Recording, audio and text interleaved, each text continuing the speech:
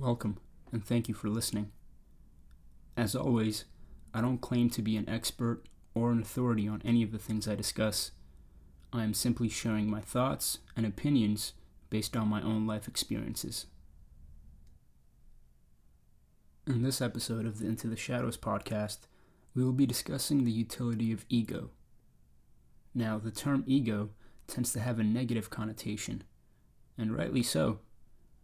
When we hear this guy has a bit of an ego or this girl has an ego, the first thought which comes to mind is, oh, this person is probably annoying, or they're really full of themselves. And in turn, we may even start to question whether we want to interact with them or not. But the truth of the matter is that, by virtue of being human, we all have a bit of an ego problem. Because what is ego really?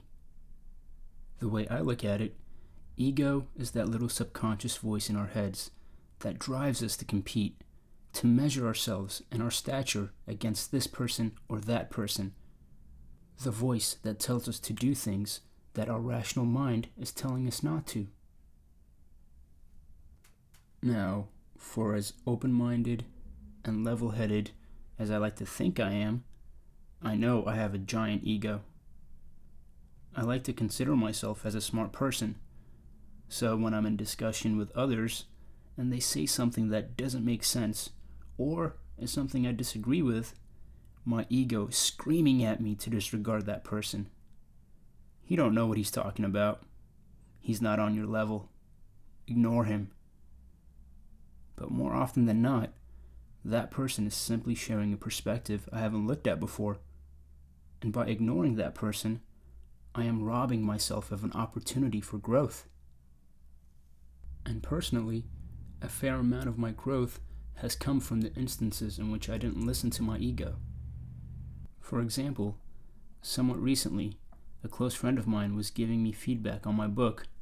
Now, he comes from a scientific background. As a result, he has a very practical and real-world perspective on things. We were discussing my near-death drowning episode and the events I experienced while in a coma. For his rational mind, the events were hard to fathom, or even believe in the reality of them, because there was no tangible evidence to prove the reality of these events. And at the end, he simply said, the right variables had to come together in order for you to come out of the coma.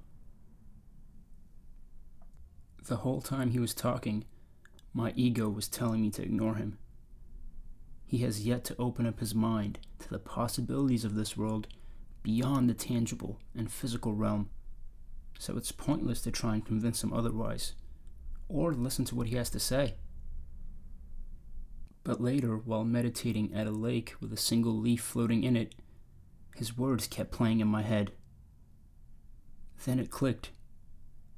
Instead of fighting against the current and drowning in the process, sometimes it's best to be still like the leaf and let the solution present itself in due time.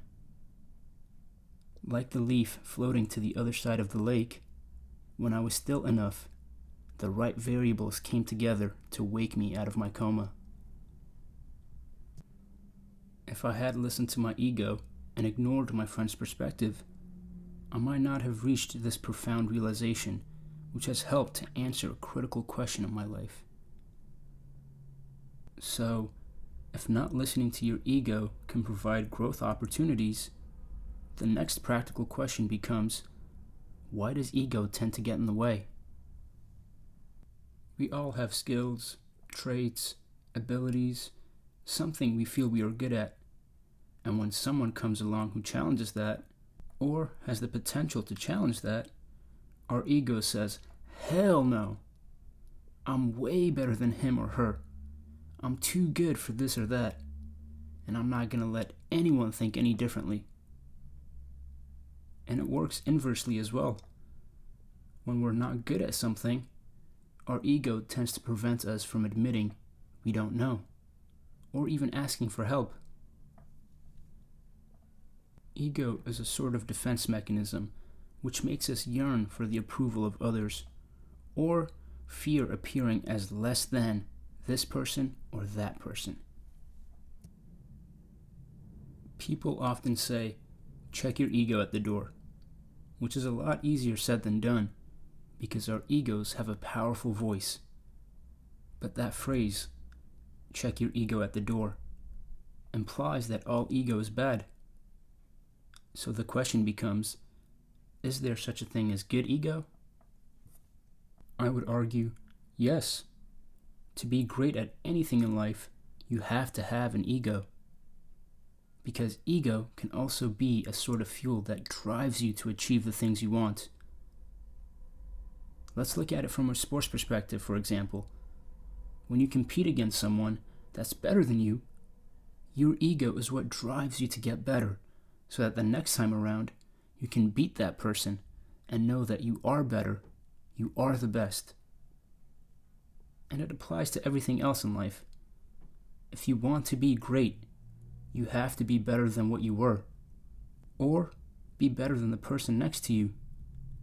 And ego is what fuels that desire to be better.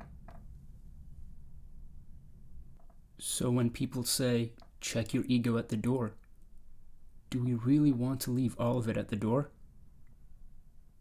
The way I look at it, it's not a matter of leaving your ego behind, but rather understanding it, where it's coming from, and using it when needed, instead of being controlled by it. Again, a lot easier said than done. But since I started utilizing this method, I have grown much more as a person than in any other time previously. And with that, I leave you until next time.